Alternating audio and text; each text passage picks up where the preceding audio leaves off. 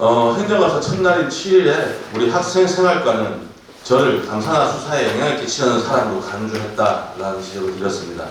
그리고 그에 대한 판단의 근거나 그 이유, 작성자 좀 제출해달라고 했는데요. 제가 14일날 자료를 받았습니다. 그런데 그 자료 2장을 받았는데 첫째 장은 우리는 그런 의도가 아니었다라는 거 한 장, 또 행정안전부가 자료 제출을 하지 않아도 된다고 했던 답변 한 장, 2장을 주셨습니다. 행정안전부가 자료 제출을 하지 않아도 된다고 답변을 했다고 하는데요. 저 역시도 11월 7일자 행정안전부 민원과 소관으로 자료를 제출해야 된다는 답변을 가지고 있긴 합니다. 학생생활과가 저에게 행안부 자료를 줬을 때 제가 뭐라고 질문했는지 질문 좀 달라고 했는데 여전히 안 주고 있습니다. 또 저에게 수사 관여하려는 목적으로 자료 요구가 만든다는 공문을 보냈는 이유에 대해서는 그거 일부였다, 그거 아니다 라고 하면 뭐 없는 일이 됩니까? 국장님? 네, 교육국장님. 그 답변 받아보셨습니까? 예. 저한테 제출하신 답변 보셨죠? 예, 보고 받았습니다. 아니라 하면은 그 공문이 없는 일이 됩니까? 저에 대한 허위 사실을 퍼뜨리고 비난해놓고 저를 그래 간주해놓고 아니면 말고 뭐 여러 이유 중에 하나다 라고 하면은 그냥 넘어가야 됩니까? 지난번에 답변을 좀 드렸습니다만 학생생활과에서 이제 답변을 자료 제출을 제대로 못한 이유가 여러 가지가 있는데 그 중에 하나. 그러니까 그 중에 하나가 넘어가야 됩니까? 제가 그 중에 하나니까 신경 쓰지 마세요. 학생생활과가 자료 제출 거부 이유로 된 핑계 중에 아동 학대와 관련된 제출할 수 없다는 것은 뭐 실제로 수사 중인 아동 학대와는 전혀 상관없는 민원이라는 얘기도 있습니다. 어제 과장님도 모르게 국장님, 교육감님도 모르게 부서 보안이 걸린 그 민원에 대해서는 행정감사가 끝난 이후 적절한 행정 처리를 한번 묻도록 하겠습니다. 민원 처리법에 따라 제출하지 못한다는 이유, 우리 학생생활과 이외에는 모두 그 민원 내용을 다 제출을 했네요. 학생생활과가 불법을 저질렀거나 아니면 학생생활과를 제외한 다른 민원 처리 부서에서 불법을 저질렀거나 둘 중 하나 아니겠습니까? 무엇이 되든 간에 교육청의 행정 처리가 다른 기준으로 이루어지고 있다는 뜻이거든요. 이게 핑계가 과하면요, 거짓말이고요. 책임 회피하다 보면은 타인에게까지 피해가 갑니다.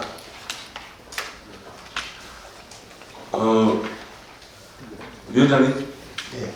보건위원회 수사에 관여하려는 목적으로 자료를 요구했다는 답변을 보낸 경위에 대해서 또 우리 의회를 무시하고 행정감사를 무력화하는 시도일 수도 있는 만큼 다시 한번 작성자와 그 경위를 자료 제출해 주시기 부탁을 드리겠습니다. 저희가 민원 달라는 내용 아니지 않습니까? 왜 그런 경위가 있는지 달라는 내용 아닙니까? 저희들 경위에 대한 설명은 두 쪽짜리는 저희들이 의원님이 보내드렸습니다. 먼저. 제가 그 내용의 부분 중에 일부니까 신경 쓰지 마라 하면 그게 답변입니까? 제가 작성자와 경위 달라고 했는데. 자, 그리고요, 두 번째로 우리 부서 보안을 걸어서 과장님도 부서 보안이 뭔지 모르셨죠? 국장님, 교육감님 당연히 모른다고 하셨죠. 부서 보안을 걸어서 자료를 제출 저희한테 했고 업무를 처리한 행위에 대해서 아마 교육청에서 자체 감사로 그 경위가 뭔지 밝혀주시기를 좀 지시해 주시기 부탁드리겠습니다. 또 선생님, 죄송합니다. 제가 조금 설명을 드리도록 되겠습니다.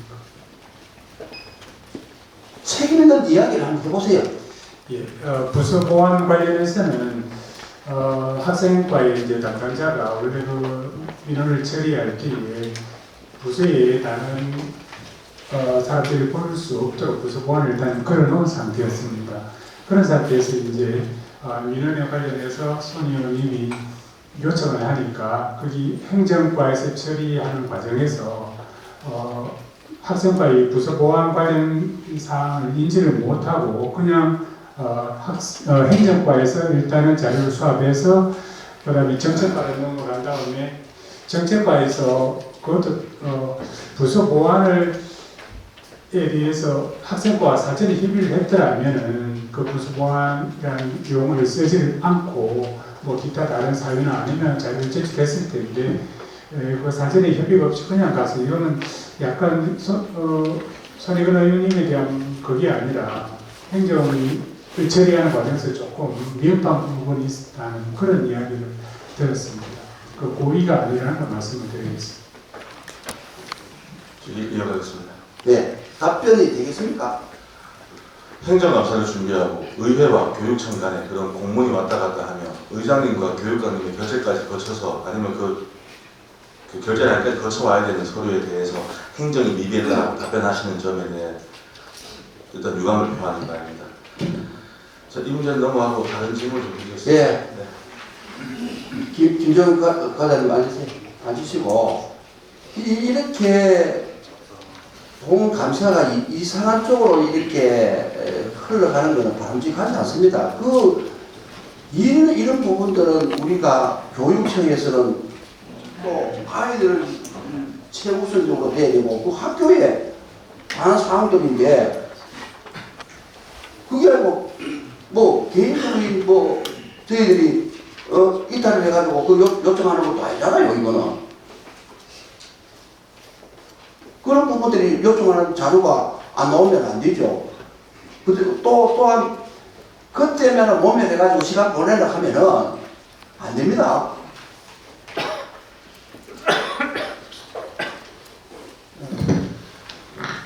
부교감님께 질문 한번 드리겠습니다.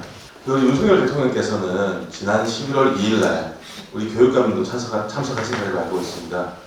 우리 교육과 의료는 지역의 기업 유치 그리고 대한민국 균형 발전의 핵심이라고 말씀을 하셨습니다. 또 중앙정부는 쥐고 있는 권한을 지역으로 이전시켜서 지역의 교육 혁신을 돕겠다고도 말씀을 하셨습니다. 제가 지원청마다 행감을 가면서 이 말씀을 꼭 드렸고 이에 대한 교육의 적극적인 역할을 당부를 한 바 있습니다. 윤 대통령님께서 말씀하신 어느 지역에서든 다양성과 개방성이 존중되는 교육을 통해 국제 경쟁력을 갖춘 인재를 길러낼 수 있어야 한다. 교육 혁신은 지역이 주도해야 하는 것이라고 강조를 하셨습니다. 우리 경북 교육이 이러한 역할을 잘 하고 있다고 보는지 아니면 어떤 점이 더 부족하다고 생각하는지 우리 도교육관님 의견을 좀 말씀해 주십시오. 네, 아마 윤 대통령께서 말씀하신 것은 아마 지방 살리기의 핵심은 교육을 주로 한 정규여건을 개선하고 일자리 창출, 그에 따르는 아마 의료 시스템을 보완하는 것이 정규여건의 지방을 살리는 것의 핵심이라는 말씀이신 것 같고요. 그리고 정규여건의 핵심인 교육에 있어서는 그 지방의 다양성이나 특수성이라든지 이런 것들을 좀 적극적으로 반영해서 지방이 주도적으로 해야 된다는 그런 말씀이신 것 같고요. 그리고 지금 현재 상황에서 보면 그래도 우리 경북교육청이 나름대로 정부가 추진하는 그런 교육개혁에 맞춰서 지방의 특수성이라든지 전문성을 살릴 수 있는 그러한 내용들을 지금 추진하고 있다고 말씀드리고요. 저 역시도 우리 경북교육청이 시범 지역 선정 등 다양한 우리 윤석열 대통령의 정책에, 윤석열 정부의 정책에 동조하고 있는 점에서는 참 기쁘게 생각하고 감사하게 생각하는 바입니다. 그 중에 하나 중에 조금 부족한 부분이 아닐까 싶은 부분이 우리 교육부에서는 우수한 직업계고 모델을 만들기 위해서 협약형을 특성화고 마이스터고 100개 육성이라는 비전을 발표한 바가 있습니다. 우리 경북에서는 이를 어떻게 바라보고 준비해야 된다고 보십니까? 네, 협약형 마이스터 핵심은 사실은 이제 현장의 전문 인력을 개발하는 거기 때문에 현장의 사회라든지 산업 속에 적합한 인력을 키우는 거고, 그러려면 가장 핵심적인 것은 결국 산업이나 사회에서 요구하는 그러한 인력을 양성하는 프로그램인데, 지금 말씀하신 그런 특성화 마이스터라든지 그런 협약형 특성화라든지 이런 부분에 대해서는 저희 경북교육청도 적극적으로 관심을 갖고, 그 다음에 해당 특성화고에게 그 지역이라든지 산업에 맞는 그런 기업체하고 연계를 통한 협약형을 추진하도록 저희가 적극적으로 지금 지원하고 있다는 상황을 말씀드리겠습니다. 협약형 학교라는 것이 지역의 기업이나 대학 또는 사학재단 이런 기관들을 통해서 학교를 운영하고 그 일부 자율성을 주면서 만드는 그런 학교가 아니겠습니까? 그죠? 제가 다른 지역의 특수성까지 확인 못 해봤으나 우리 포항과 울릉도만 해도 다양한 그런 협약형의 기회가 있을 것 같습니다. 뭐 예로 드는 거지만 포스코나 에코프로 등과 협약한 2차 전지 관련 학교를 만들거나요. 또 포항에 뭐 우리 모든 많은 포항 시민들이 선호하는 포스코 교육재단을 통한 그런 협약형 학교도 충분히 있을 것 같습니다. 또 우리 포항에는 송도, 구룡포, 또 새로 신설이 앞두고 있는 효자라는 학교도 있는데 사실상 교육부에서 중학교까지도 협약형 학교가 가능하다는 그런 내부적인 검토를 마친 상황이거든요. 또 우리 포항고나 포항여고를 특목고나 국제고로 전환하는 그런 방식도 우리가 교육혁신으로 좀 생각을 해볼 수가 있을 겁니다. 또 울릉군에 현재 학교가 4개 있는데 울릉군에 가령 국제교육과정이나 아니면 그런 다양한 프로그램들을 도입해서 그 섬이 교육용품 지역으로 발전한다면 그 지역 발전도 충분히 선도할 수 있지 않을까 그런 생각을 하거든요. 우리 교육이 공교육의 틀에 너무 얽매여 있는 게 아닌 뭐 진짜 지역 발전을 위해서라면 그 공교육의 틀도 깨어버릴 수 있는 그런 좀 열린 사고를 가질 수 있도록 부교육감님께서 많이 노력해 주시길 부탁드리겠습니다. 네, 알겠습니다. 명심하겠습니다. 네, 마치겠습니다. 예, 손익원 의원님 수고하셨습니다. 네, 국장님께서는 목적에 안 맞게 융통성 있게 쓰여지고 있는 게 현실이고 또 금액과 사업이 잘 맞지 않아서 목적외로 쓰여지는 게 당연할 수밖에 없다라고도 아까 말씀하셔서 제가 메모를 해뒀는데요. 그렇다고 해가지고 이게 목적 사업비를 다른 용도로 전용해서 쓰는 게 아무 문제가 없다는 건 아니시죠? 대공장 사실입니다. 원칙적으로는 안 된다고 생각을 하는 것 사실 같습니다. 범위가 조금 넓어서 그렇지 목적에 맞게 쓰고 있다고 이제 정산서는 올라오고 있습니다. 제가 목적 사업비에 대해서 좀 봤기 때문에 이걸 말씀을 드리는 건데 목적 사업비가 왜 필요한지라고 생각이 들 정도입니다. 차라리 학교 운영 경비로 넣어서 알아서 잘 쓰라고 하고 그에 대한 매년 상세하게 감사와 그런 이제 감사를 하는 게 왜 맞지 않는가라고 생각을 하는데요.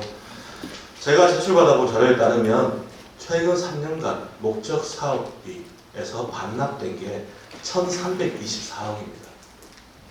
2020년도에만 해도 전체 목적 사업비 교부액의 9% 가까이가 반납이 되었습니다. 건수도 3년간 12,923건에 대해서 1,324억이 반납됐거든요. 우리 목적 사업비도 2% 이내로 남으면은 반납하지 않도록 되어 있는 거 맞지요? 네, 그렇습니다. 그러면 그것까지 포함되면은 금액은 더 목적 사업비가 쓰여지지 않는 건 더 많지 않을까라고 생각을 합니다. 2020년도에는 코로나19로 인해서 이런저런 사업을 하기 어려웠던 상황이기 때문에 한 9% 정도가 반납되는 것도 그럴 수 있겠다고 생각을 하는데 그 다음에 3%, 작년에는 4% 이상, 그래서 한 500억 정도가 이렇게 반납이 되었습니다. 또 최근 3년간 집행률이 절반 이하로 된 사업이 3,540건, 621억, 전체 반납 금액의 절반에 달합니다. 이거는 시설 사업비도 뭐 사립학교의 시설 사업비 등이 많이 포함되어 있어서 그런 걸로 판단이 됩니다. 한 푼도 집행하지 못하고 전액 고스란히 반납한 사업이 약 1,400건, 200억입니다. 우리 내년에 교보금도 폐로 감소된 상황에서 이렇게 집행되지 못하는 목적 사업비가 자꾸 나가는 것에 대해서 좀 우려가 되는데요. 이에 대해서 어떻게 대책을 가지고 계십니까? 예, 정재부장 주순지입니다.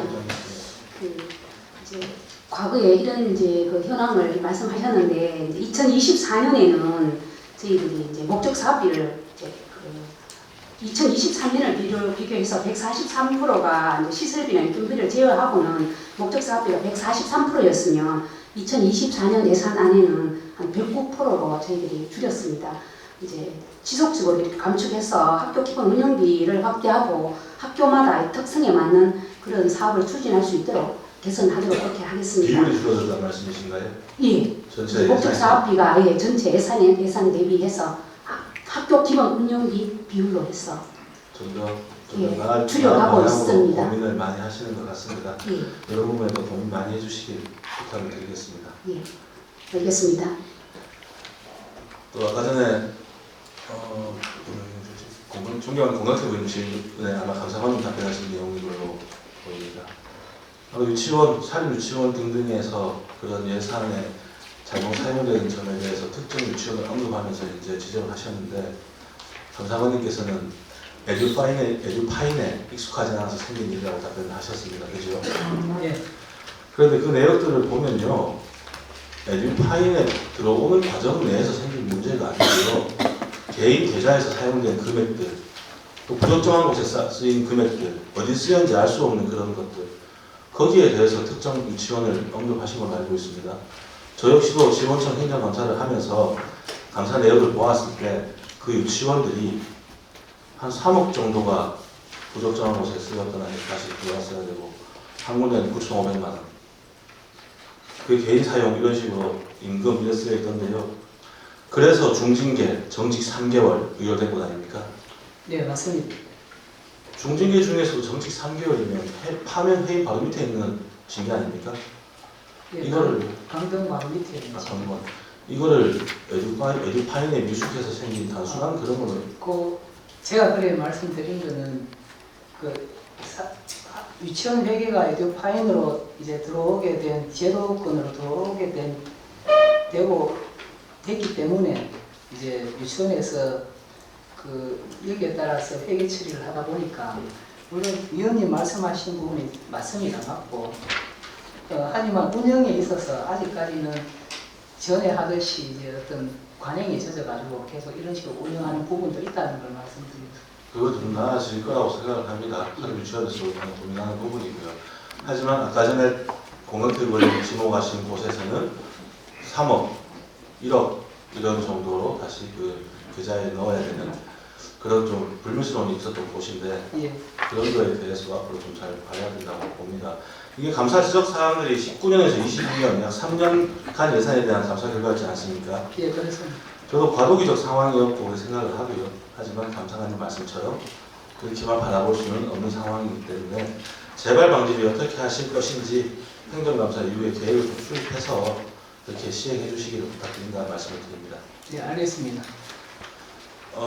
지난 금요일날 행정감사에서 표창 2회를 수상하신 분에 대해서 아까 전에 공문 자료 제출 요구를 했는데 잘 받았습니다. 그 표창 계획을 보니까 우리 연수원의 그 부장님께서 좋은 의견 많이 제시해 주었고요. 그래서 표창 대상이 되었다는 공문도 확인을 했습니다. 2년 연속으로 좋은 의견 주셔서 저는 2년 연속으로 표창 받으신 거 큰 의미가 있다 생각을 하고요. 저는 공정이 있는 사람은 매년 표창 받아도 됩니다. 그게 바로 일을 하고 정책을 제안하고 하는 보람을 느끼는 그런 과정이 아닌가 합니다. 하지만 제가 이 말씀을 드리는 이유는 쓰여진 공적 조서에서는 이러한 내용이 전혀 포함이 되지 않았기 때문입니다. 정책부장님 예, 정책부장 최선지입니다. 저희들 이제 경북교육 발전 방안에 대해서 이제 매주마다 이제 사실 제안을 하고 있습니다. 장학관 3원 이상 이렇게 하는데 그 내용에 우수한 내용이 이제 내어서 저희들이 수정을 했는데 이제 그 제안 내용이 공적 조서에 담겨야 하는데 사실은 이제 그 제안 내용만 보고 저희들이 블라인드 처리를 해서 이제 수상 대상인지 아닌지를 파악을 해서 뒤에 이제 수상 공적 조서를 내리라고 하다 보니까 저희들이 서식에 있어서 조금은 문제가 있었는 것 같습니다. 이 앞으로 이제 공적 조서나 낼 때 답변을 들어보니까 정말 여러분 통치적인 난국이라고 생각이 드는데요. 네. 교육감님의 표창은 엄격한 기준에 따라서 대상자가 선정되는 것으로 알고 있고요. 또 경북에서 교원이 받을 수 있는 가장 큰 그런 치하 표창이 아닌가 생각을 합니다. 그죠? 그럼 그에 맞는 공적이 뒷받침 되어야 되고 아까 말씀하신 그런 사항은 충분한 그런 공적이 될 것 같습니다. 근데 이런 공적을 확인하는 게 바로 공적 조사 아닙니까? 공적 내용은 저희들이 이제 확인을 해서 제안서 보고 했는데 공적 조서를 내는 공문에 이제 그 공적이 안 맞아서 사실 조금 문제가 있었습니다. 그러니까요. 공적 조서 이제 내용을 서식을 변경해서 공적 사항이 꼭 들어가서 그 부분을 확인하도록 하겠습니다. 지난해 거 재탕해가지고 제출해도 공문으로 내려오는 공적과는 전혀 상관없는 내용을 써다 넣어도 그런 절차를 거치게 되는 그런 내부 행정이 조금 문제가 있으면 지적을 드리는 겁니다. 정말 그 표창을 받는 분들에게 동기가 될 수 있도록 우리 표창이 더 큰 값어치를 가질 수 있도록 그렇게 해주시기를 좀 부탁을 드리겠습니다. 예, 개선해서 하도록 하겠습니다. 이제 짧은 시간이니까 우리가 지난해 행감에서요 연구원의 역할을 좀 더 강화시켜 달라는 주문이 있었습니다. 여기 작년에 이어서 오신 분들 다 기억을 하실 건데요. 근데 연구원이 왜 이렇게 다양한 일을 해야 되는지에 대해서도 늘 의문이 있었습니다. 지금 연구원이라는 이름에 걸맞는 연구활동이 이루어질 수 있도록 해달라. 지금 교육 과정에 대해서도 많은 역할을 하고 있다고 하지만 더 강화해달라는 게 작년의 요점이었는데요. 작년에 비해서 조직이 달라진 게 있는지 좀 이따 한번 답변해 주시기 바라고요. 지금 정보문에 대해서도 말씀드리자면 그 데이터 센터 구축이라는 게 막혀가지고 좀 이관이 어려운 상황이 많고 있습니다만 여전히 홈페이지 관리 외에도 이 학습터, 화상 영어, 원어민 문화체험, 영어 캠프와 같은 그런 업무도 우리 연구원이 많이 담당하고 있거든요. 이게 과연 정말 연구원이 담당해야 될 일인가에 대해서는 저는 아직 여전히 의문이 있습니다. 우리 연구 지원, 연구기관 지원기관, 또 정보화기관 이런 역할이 다 있는 것 같은데요. 누가 답변할지 모르겠지만 답변해서 연구원이 우리 교육청의 정말 브레인으로 우리 지역의 미래 교육을 끌어갈 수 있는 그런 역할을 좀 할 수 있도록 할 수 있는 방안 이런 걸 좀 답변 주시기 바랍니다. 지난해 여러 위원님들께서 많은 지적을 새겨 듣고 있습니다. 첫 번째가 방향성이 모호하다는 말씀하고, 그리고 각종 연구 기능, 다양한 현안 문제에 대한 민감하게 연구 수행이 좀 미흡하다는 지적들이 많으셨습니다. 그래서 저희들이 고유 기능이 있기 때문에 저희들에게 부여된 직책상 또 연구원의 그 설립 취지를 을 새기고 의원님들의 바람대로 우리 도민들의 바람대로 본인 역할을 할 수 있도록 늘 힘쓰고 있으면서 또 마음의 자세를 다지고 있고요. 첫 번째로 저희들이 가장 보호할 수 있도록 발전 방안을 내세운 게 연구기능의 강화입니다. 그래서 다양한 영역에서 다양한 우리 교원들 그리고 또 각 우리 본청의 각 부서들 또 전문직들이 제안하는 연구 또 우리 위원님들이 관심 가지고 있는 연구 과제들을 저희들이 공모해서 심사위원을 통해서 많이 선정하도록 그렇게 노력하고 있습니다.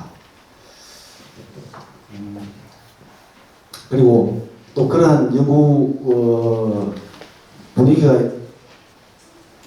분위기가 조성될 수 있도록 우리 시설 환경도 많이 개선하고 있고요. 또 향후 우리 연구사들도 또 지금 각종 현장 연구와 또 위탁 연구 13가지 정도 수행하고 있는데 동참해서 연구 수행을 하려고 그렇게 대서 준비하고 있습니다. 지난해 존경하는 조영진 의원님께서 지적하신 종단 연구를 보니까 또 진행하고 있는 것 같아서 나름 노력하고 계신 걸로 보입니다만 저는 당부드리고 싶은 건 주어진 업무라고 말씀하셨지만 그게 원이나 일에 맞지 않는 몸에 맞지 않는 그런 역할이 있다고 한다면 과감하게 이양하고 정리를 하면서 그래 가는 것도 좋은 방향이라고 생각합니다. 원장님께서 좀 많이 고민해 주시기 바라겠습니다. 들어가겠습니다. 네, 마치겠습니다. 그 과정에서 이제 뭐 자료를 맞춰지고 시행하시고 맞출 수 있는 거겠지요. 저는 그래서 최초에 예산을 산정하는 과정부터 모든 게 꼬이는 게 아닌가라고 생각을 하는 겁니다. 설계가 제 역할을 해야 된다고 보는데 설계도 결국 각 과에 담당하는 사람들이 대충 이 정도 듭니다 하고 하게 되면 설계에서 그에 맞춰서 설계가 이루어지고 그러다 보니까 과도한 우리 시설비가 좀 반영되지 않는가 하는 생각입니다. 그래서 2022년부터 올해까지 1년, 2년 다 됐지요. 2년간 실시한 2천만 원 이상 발주 사업 중에 설계 변경되는 게 몇 건이냐 봤는데 제출하신 자료는 총 231건입니다. 이 중에 66건이 학교에 추가 요구 사항이 좀 포함되어 있어서 66건이 변경되었고 그 외에 여러 사항도 있긴 하겠지만 나머지 160여 건은 설계에서 누락되었거나 현장 사정과 달라서 설계가 변경이 되는 것들입니다. 뭐 일부는 집안이나 지하 이런 사항을 다 모아주긴 하겠으나 그런 사항을 포함하는 것이 그런 사항을 설계에 반영하는 것이 우리 시설 담당자들의 역할이 아닌가 합니다. 그래서 총 변경된 금액이 약 40억 원으로 나옵니다. 전체 비율에서 뭐 크게 차지하는 부분은 아닙니다만 40억의 추가 시설비가 더 들었다는 말이 되겠습니다. 건수도 우리 구미 뭐 30건, 경주 28건, 경산 22건, 포항시 7건 등 주로 시설 사업 많은 곳에서 이렇게 설계 변경이 이루어지고 있습니다.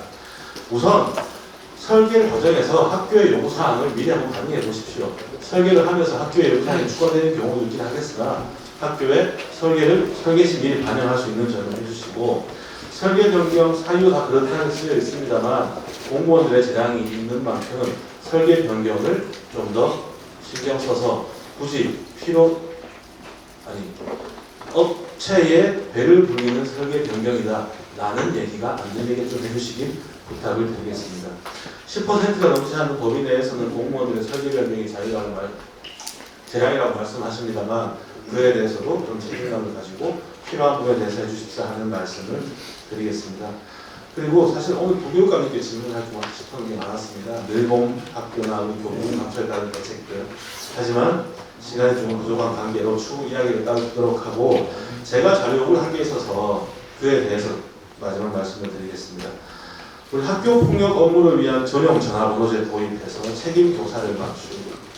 책임교사를 선정을 해서 개인정보 보호와 사생활 침해 예방, 학생 및 학부모와의 소통 강화를 통해서 학교 폭력을 조기에 발견하고 예방 극대화하겠다.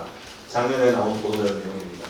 그에 따라서 제가 오늘 어떻게 되고 있는가 현황 자료를 요구했습니다만 뭐 자료가 별거 없습니다. 그 자료를 급하게 주시다 보니 그랬을 것 같다는 생각이 들긴 합니다만 지원 실적 부분에서는 학교별로 파악이 안 된 것 같습니다. 20만 원의 전용 전화번호에 대한 비용을 주고 전용 번호 만들어서 하라고 했는데 한번 보도자료 내고 이제 2년 좀 되었으니까 어떻게 되었는지 파악할 때라도 되지 않았겠습니까? 이 제도가 필요 없으면 과감하게 없애고 아니면 왜 그렇다고 학교 폭력 안 하는 거 아닙니까?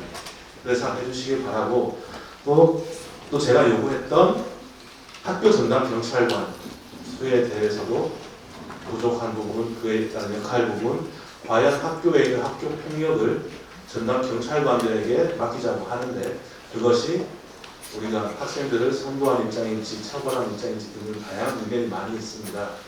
학교 전담 경찰관들의 역할에 대해서 우리 경북교육청도 입장을 좀 가질 수 있도록 했으면 좋겠습니다. 교원들의 의견 그리고 학생들을 위해 정말 좋은 제도가 어떤 건지 한번 고민해 주시기 바랍니다. 제가 이번 행정감사를 통해서 여러분들에게 지적을 드리고 아니면 좀 뭐 아쉬운 말도 많이 하고 했습니다만 제가 그거 한다고 해서 저희가 뭐 크게 되는 거 없지 않습니까? 그렇죠? 여러분들하고 함께 경북 교육의 발전을 논하기 위한 그런 저의 충정이었다고 생각을 하고 행정감사 기간 중에 너무 많으셨다는 말씀을 드립니다. 마치겠습니다.